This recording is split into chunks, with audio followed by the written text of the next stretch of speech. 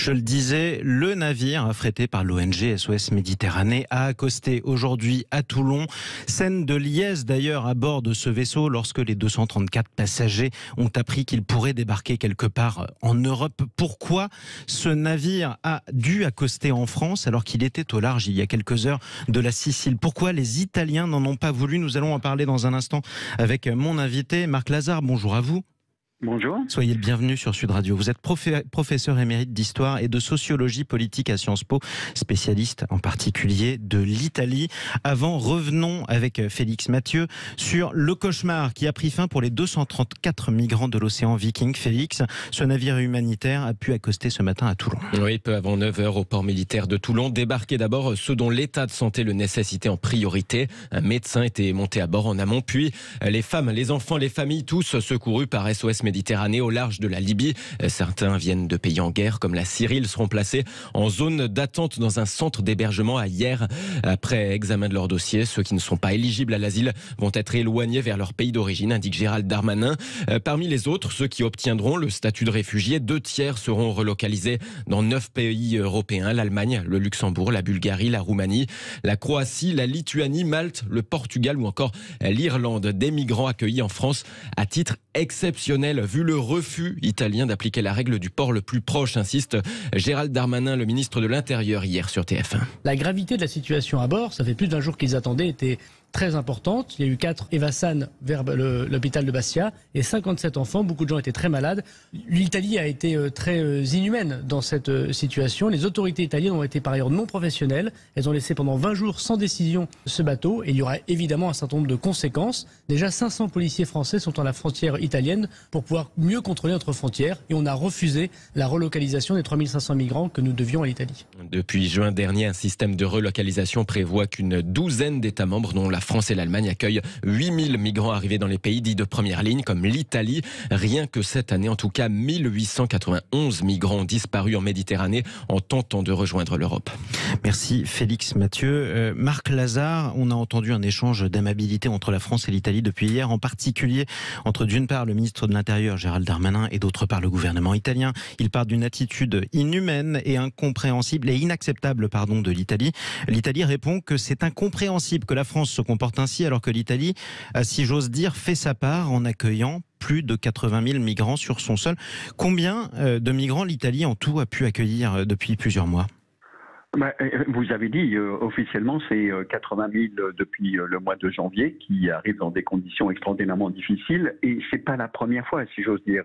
Ça fait près d'une dizaine d'années que l'Italie, avec la Grèce et avec l'Espagne, avec Malte, avec Chypre, sont en première ligne. Et c'est bien le problème. L'Italie, depuis une dizaine d'années, quelle que soit la couleur du gouvernement, sauf que ça s'exprimait de manière différente en fonction de la couleur de ces gouvernements, explique qu'elle fait son travail, mais qu'elle a l'impression qu'il n'y a pas de solidarité européenne. Votre collègue était rappelé que la France avait pris un engagement, qui effectivement a été un engagement pris à l'issue de la présidence française de l'Union européenne, de répartir 8000 migrants sur l'ensemble des pays européens, en fait 13 pays européens. Et la France en a pris, je crois, moins d'une quarantaine. Et donc l'Italie fait valoir cela. Et c'est ça. Il y a un malentendu, il y a une crise franco-italienne, et cette fois-ci exacerbée par la composition et la nature du gouvernement de Giorgia Meloni, bien évidemment, puisque le thème de l'immigration était un des thèmes mis en avant par la même Giorgia Meloni. Oui, mais on ne peut pas dire non plus que ce thème ne soit jamais mis en avant par le ministre de l'Intérieur français. C'est parole contre parole. Qui ment le plus en ce moment, Marc Lazare ? Je crois qu'il y a beaucoup, je ne sais pas si c'est des mensonges, je crois qu'il y a beaucoup j'allais dire, d'hypocrisie.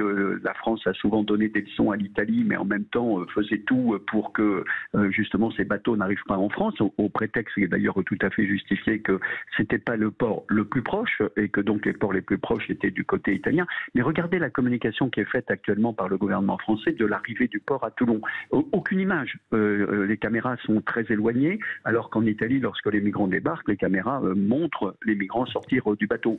Il y a une volonté justement que l'accueil de ce bateau, qui d'ailleurs le ministre de l'Intérieur l'a précisé, n'est pas sur le sol français. Les migrants ne sont pas sur le sol français. Ils sont dans une zone en quelque sorte de non-droit avant la répartition. C'est d'éviter que ça se reproduise.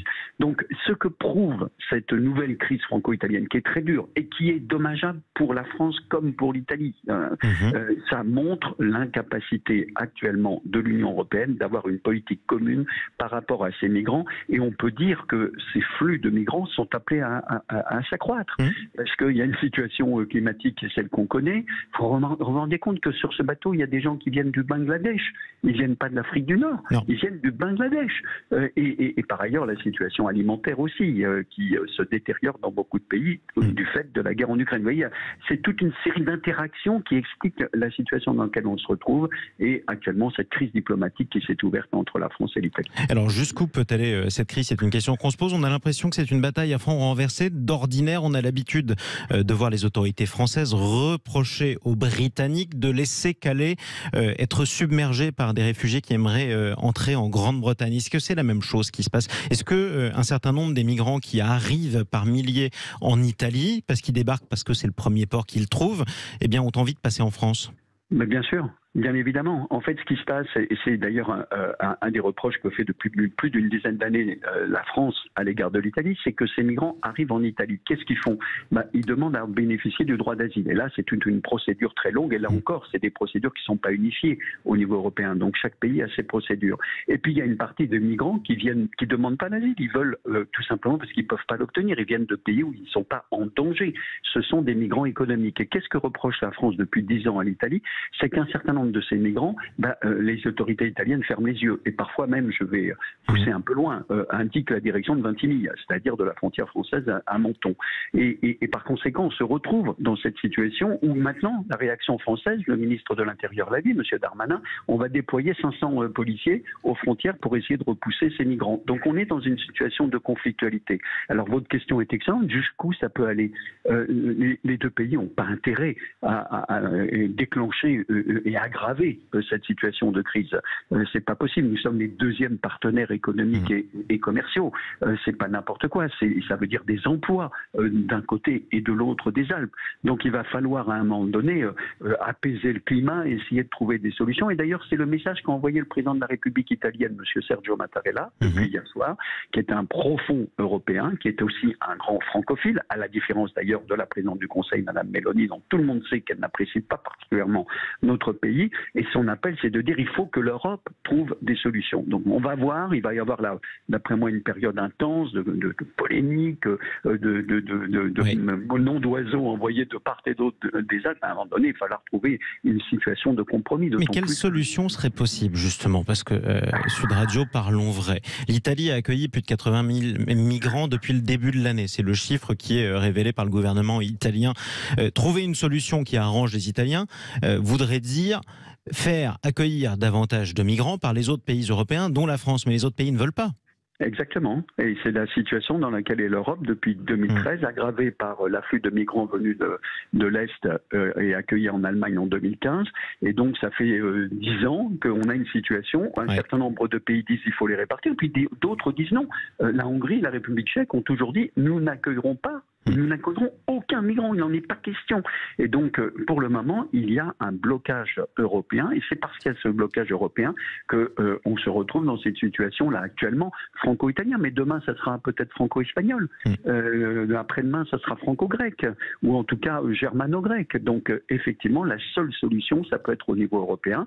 Et c'est assez étrange que le gouvernement français, dans sa polémique, parce qu'il a l'impression de s'être fait, je vais employer une expression, parlons vrai, s'est fait avoir pour pas utiliser un autre verbe qui choquerait vos auditeurs, de la part des Italiens. Le gouvernement français dit on va essayer de trouver des solutions, mais on n'invitera pas l'Italie à la négociation.